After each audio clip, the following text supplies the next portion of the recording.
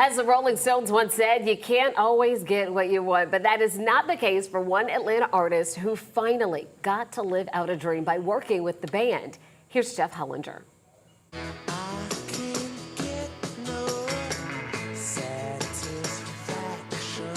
Getting satisfaction in the 404. The Rolling Stones have a deep history here in Atlanta. In 1978, they became the hottest ticket of the year, playing a surprise concert at the Fabulous Fox under the pseudonym The Cockroaches. And less than a decade later, Jagger would be back on Atlanta's streets filming the futuristic sci-fi flick Freejack.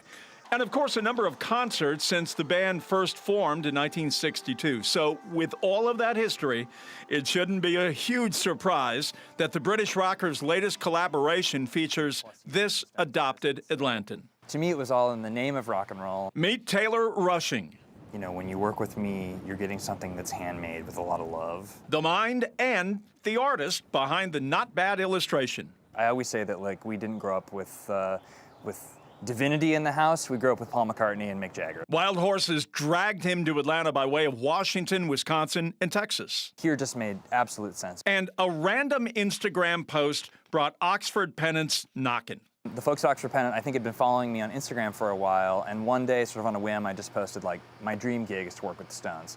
And it wasn't after a while that Brett, one of the folks in charge, reached out to me and said, hey, there's a chance we're doing a Stones project, and I saw you posted about it ages ago. His own brand of rock and roll weirdness now immortalized on walls worldwide. Primarily, the dream was to be able to work with the lips that John Pash originally designed, and you know, I was certain that those were the untouchable thing, and it was hilarious because that's ended up being the thing that really stuck on the project. And now he hopes these men of wealth and taste enjoy the way he is bringing their legacy to fans. I have a feeling that, you know, I think if Keith or Mick saw them, I think that hopefully they would feel nostalgic.